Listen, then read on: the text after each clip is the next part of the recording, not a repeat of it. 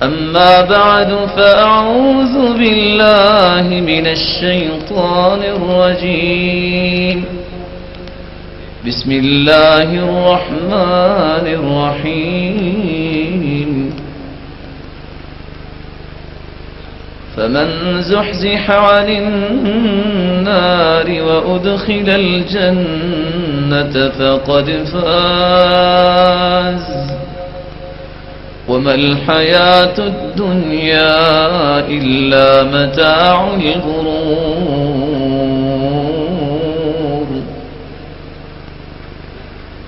انتہائی قابل قدر لائق صد احترام حاضرین مجلس، انسانیت کا ہر فرد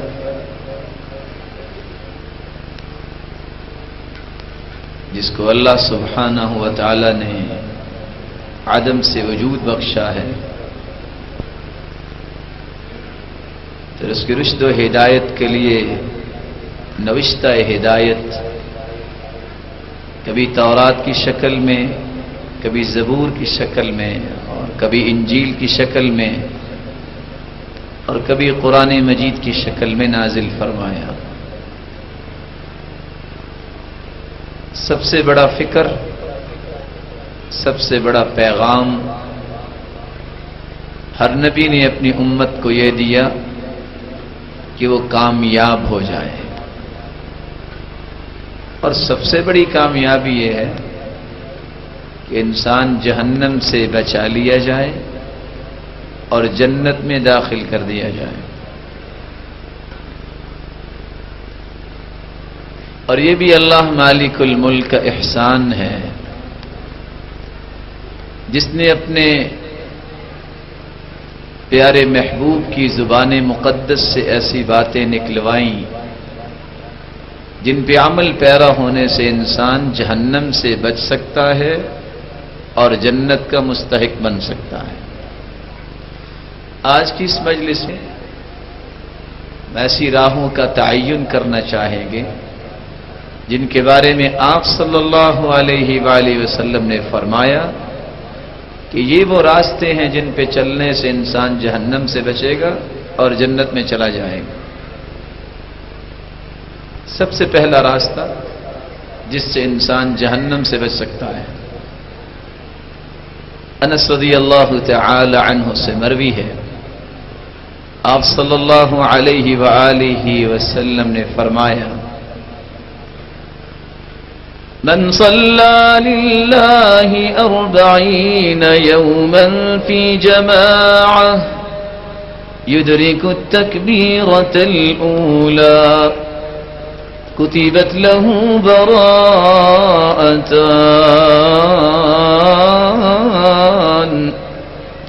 براءة من النار وبراءة من النفاق۔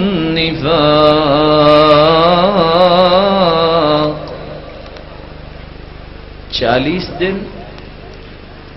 باجماعت نماز پڑھنے والا شخص تکبیر اولا کے ساتھ اللہ کے اتنے قریب ہو جاتا ہے، زندہ رہے تو منافق نہیں ہوگا، اور اگر دنیا سے چلا جائے تو قیامت کے دن مالک الملک اس کو جہنم پر حرام قرار دے دیں گے۔ میں اپنی گزارش کو پھر دہراؤں گا، اور میں انشاءاللہ یہ گزارش کرتا ہی رہوں گا اپنے ان محترمین سے، جب بھی دینی مجلس ہو کبھی بھی بچوں کو آگے نہیں بٹھایا کرتے۔ اللہ تعالیٰ ان بچوں کو سلامت رکھے۔ صحابہ کرام کی جو عادت ہوتی وہ یہی ہوتی، قرآن و سنت کی گفتگو کے وقت کأن علی رؤوسہم الطیر، جیسے سروں پہ پرندے بیٹھے ہیں۔ بچے بچے ہی ہوتے ہیں، اگر اب بھی آپ محسوس نہ کریں تو ہو سکتا ہے بچوں کو ذرا پیچھے بٹھا دیں۔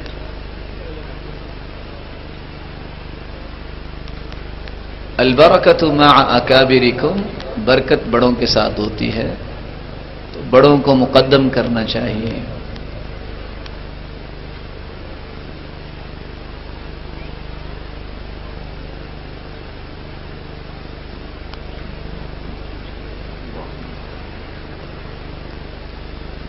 40 دن باجماعت نماز ادا کرنا جہنم سے آزادی کا ایک راستہ ہے.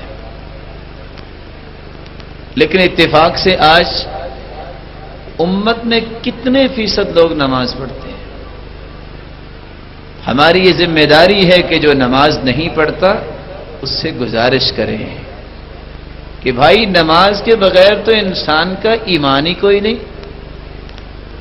بین العبد و بین الکفر والشرک ترک الصلاۃ. کافر اور مسلمان کے درمیان ایک نماز کا ہی فرق ہے. ومن ترک الصلاۃ متعمدا فقد کفر. جو جانتا بوجھتا نماز کو ترک کر دیتا ہے معاند ہے، کہتا ہے نماز کی ضرورت ہی نہیں. اگر وہ دنیا سے چلا جاتا ہے اس کی حالت کیا ہوگی؟ اور ایسا نماز کو ترک کرنے والا تو کافر ہو جاتا ہے. اور اگر کتابوں کو کھولیں تو کتابیں بول کے کہتی ہیں جو نماز پڑھتا بھی نہیں اور کہتا ہے نماز کی ضرورت بھی نہیں، یہ تو ان لوگوں کا کام ہے جن کو کھانا نہیں ملتا تو رو رلا کے اللہ کے سامنے کھانا مانگتے ہیں. میں کھاتے پیتے گھرانے سے تعلق رکھتا ہوں، مجھے نماز کی کیا ضرورت ہے؟ ایسا انسان اگر بغیر توبہ کے مر جائے لا یغسل، نہ یہ غسل کا مستحق ہے. لا یکفن، نہ کفن کا مستحق ہے. لا یصلی علیہ، نہ اس کا جنازہ پڑھا جائے. ولا یدعا له بالمغفرہ، نہ اس کی بخشش کی دعا کی جائے. ولا يدفن في مقابر المسلمین، اور نہ ہی مسلمانوں کے قبرستان میں اس کو دفن کیا جائے. لیکن یہ بات سمجھنے والا ہی کوئی نہیں ہے. جو نماز نہیں پڑھتا اس کو نماز کی دعوت دو. جو نماز تو پڑھتا ہے لیکن گھر میں پڑھتا ہے اور عادت ہے، بس جی کیا کریں، آفس سے لیٹ آتے ہیں تو پھر گھر میں ہی پڑھ لیتے ہیں. اللہ کے رسول صلی اللہ علیہ وسلم کے پاس صحابی 6 عذر لے کے آئے تھے. عبداللہ ابن ام مکتوم رضی اللہ تعالی عنہ، صحیح مسلم کی روایت ہے، تشریف لائے اور کہنے لگے یا رسول اللہ صلی اللہ علیہ وسلم انی رجل ضریر البصر. اللہ کے رسول میں نبینا ہوں، شاسع الدار، میرا گھر مسجد سے دور ہے. 2 سبب، نبینے ہیں، گھر مسجد سے دور ہے. وَلَيْسَ لِي قَاعِدٌ يُلَاوِمُنِي إِلَى الْمَسْجِدِ، گھر سے مسجد تک کوئی لانے والا بھی نہیں. وَهَلْ تَجِدُ لِي رُخْصَةً أَنْ أُصَلِّيَ فِي بَيْتِي، میرے لیے اجازت نہیں ہے کہ میں گھر میں نماز پڑھ لیا کروں. قال وهل تسمع النداء، اذان سنتے ہو؟ قال نعم، اذان تو سنتا ہوں. کہا پھر مسجد میں آ کے نماز پڑھو. چوتھا عذر لے کے پھر آئے، یا رسول اللہ صلی اللہ علیہ وسلم ان بین بیتی و مسجدی نخلا و شجرا، میرے گھر اور مسجد کے درمیان جھاڑیاں ہیں، درخت ہیں، کھجور کے تنے ہیں. میں نبینا انسان ہوں، رات کی تاریکی میں اگر ٹکرا جاؤں تو کیا بنے گا؟ ابھی اجازت نہیں کہ گھر میں نماز پڑھ لو. قال وهل تسمع النداء، اذان سنتے ہو؟ قال نعم، اذان تو سنتا ہوں. کہا پھر مسجد میں آ کے نماز پڑھو. 5واں عذر لے کے پھر آئے، یا رسول اللہ صلی اللہ علیہ وسلم ان المدینة کثیرۃ الہوام والسباع، آپ جانتے ہیں مدینے کے اندر درندے بھی ہیں، جانور بھی ہیں، اور میں نبینا انسان ہوں، اگر کسی درندے نے اپنا ذوق پورا کر لیا تو میں کیا کروں گا؟ قال وهل تسمع المؤذن في البيت الذي انت فيه، بتاؤ جس گھر میں رہتے ہو مؤذن کی آواز پہنچتی ہے؟ قال نعم، جھوٹ بولنا تو آپ نے سکھایا ہی نہیں ہے۔ کہا پھر مسجد میں آ کے نماز پڑھو۔ چھٹا عذر لے کے پھر آ گئے اور سامنے آ کے کھڑے ہو گئے، کہتے ہیں یا رسول اللہ صلی اللہ علیہ وسلم انا کما ترانی، میں تو نہیں دیکھ رہا لیکن آپ تو مجھے دیکھ رہے ہیں۔ قد ذهب بصری وجبر سنی ورق عظمی، اللہ کے رسول نبینا ہوں، بوڑھا ہو چکا ہوں، اب تو ہڈیاں بھی باریک ہو گئی ہیں، اب بھی میرے لیے اجازت نہیں ہے کہ میں گھر میں نماز پڑھ کے فارغ ہو جایا کروں۔ قال وهل تسمع حي على الصلاة حي على الفلاح، یہ تو بتاؤ کان میں یہ آواز پہنچتی ہے کہ لوگوں کامیابی کی طرف آؤ، نماز کی طرف آؤ؟ کہا آواز تو پہنچتی ہے۔ قال فحيها الله، پھر مسجد میں آ کے نماز پڑھو۔ میرے محترم محتشم مکرم بھائیوں، 6 عذر نبینے ہیں، گھر مسجد سے دور ہے، کوئی لانے والا نہیں، مسجد اور گھر کے درمیان درخت اور جھاڑیاں ہیں، اور مدینے کے اندر درندے ہیں، جانور ہیں، اور چھٹا عذر بوڑھے ہیں اور ہڈیاں باریک ہو گئی ہیں۔ میرے بھائیو، جن کو اللہ نے خوبصورت آنکھوں سے نواز رکھا ہے، اور کوئی محلہ اور بستی بھی اب تو خالی نہیں، اللہ نے مسجدوں کی نعمتیں دی ہیں، مسجد موجود ہے۔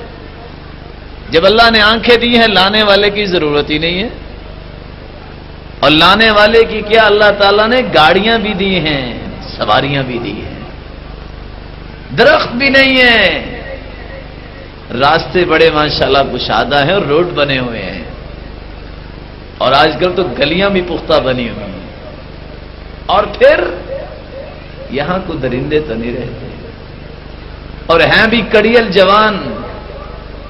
میرے بھائی، پھر بھی وہ نماز آ کے جماعت کے ساتھ نہیں پڑھتا، آخر قیامت کے دن اللہ کے سامنے کون سا 7واں عذر پیش کرے گا؟ میں یہ پیغام دینا چاہتا ہوں اپنے محترمین کو،